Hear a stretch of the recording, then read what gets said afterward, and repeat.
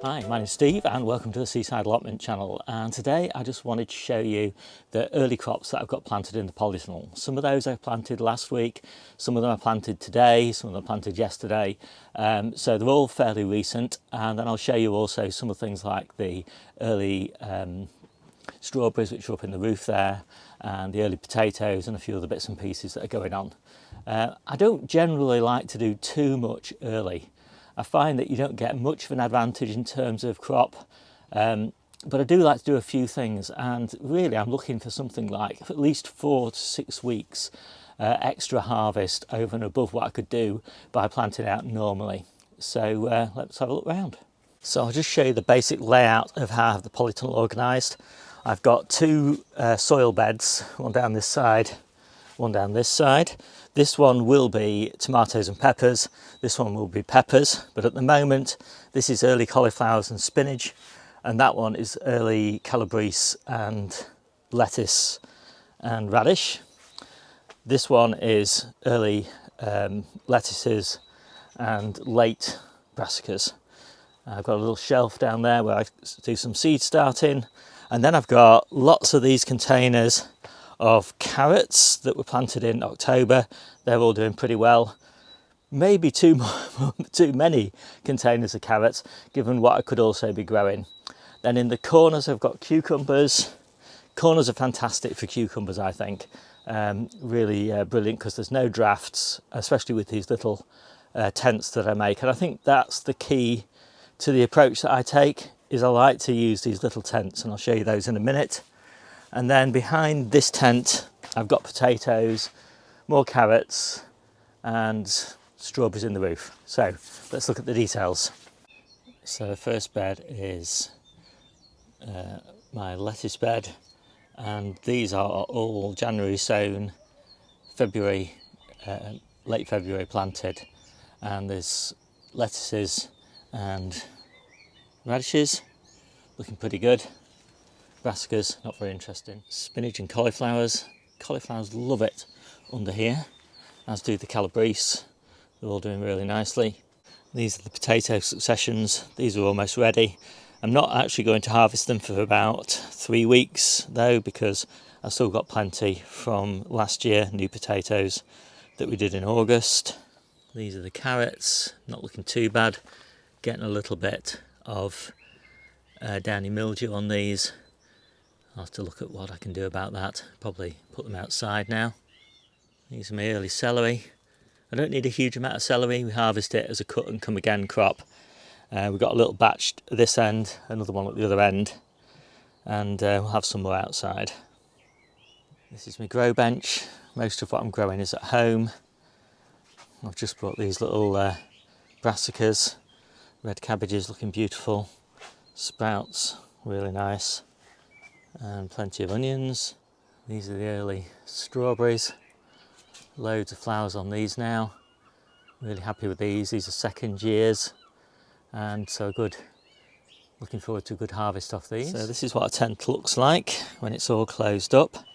Plenty of ventilation from the tunnels, chimneys rather, but lovely and warm inside.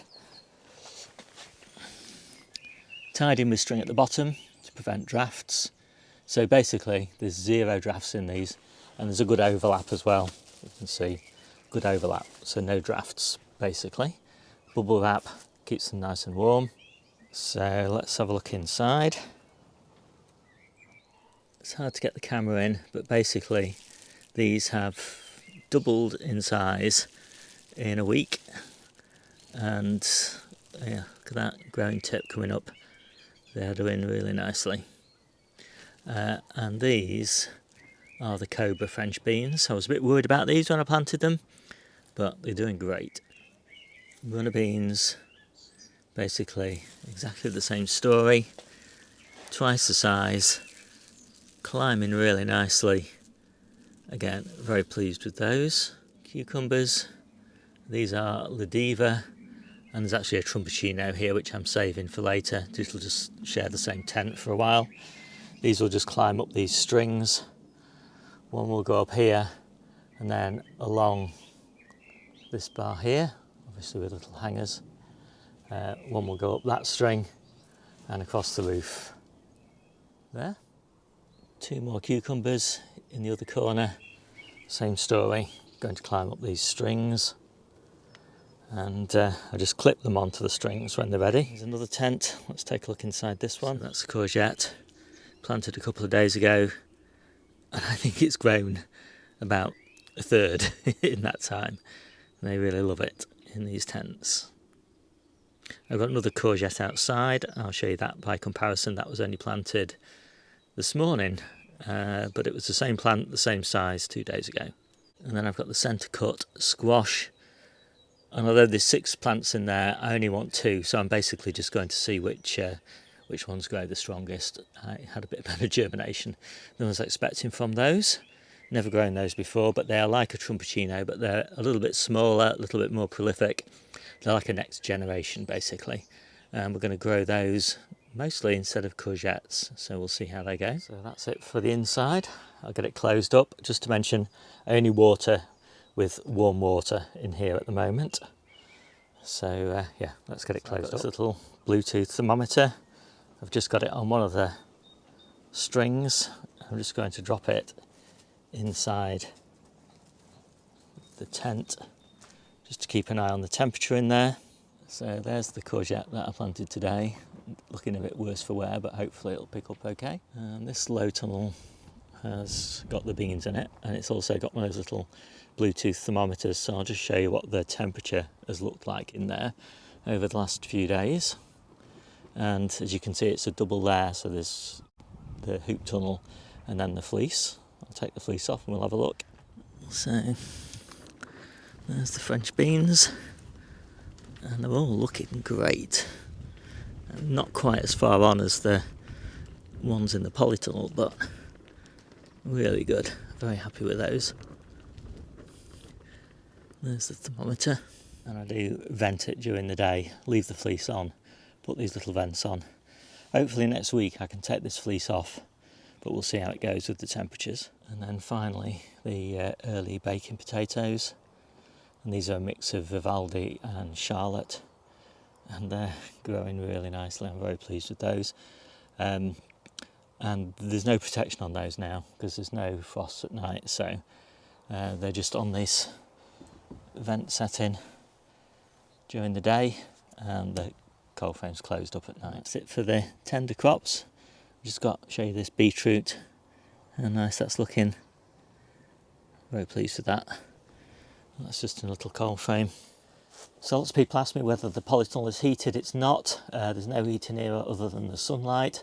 In fact, we actually ventilate it. Our primary objective is to keep it nice and ventilated because it gets so hot during the day. And so we leave the doors open during the day and we close them to within about 6 inches at night. And that's pretty much it. The plants just have to fend for themselves in here. Things that we want really early, we grow in the conservatory. That's where we've got the cucumbers that are fruiting, and the peppers, and the tomatoes. And we've got flowers on the tomatoes now, which is quite nice. So yeah, that's the kind of nice balance, I think. Things that would be very expensive to grow in a polytunnel or a greenhouse or something like that, because you'd need heating, you know, most days. I don't bother with. I just let things tend for them, look after themselves in the polytunnel and in the cold frames, using just passive protection. For active protection, that's what I do in the conservatory, because that's nice and warm anyway, because it's attached to the house. So with that, I think I'll call it a day. Hope you enjoyed this quick video, and I'll see you soon.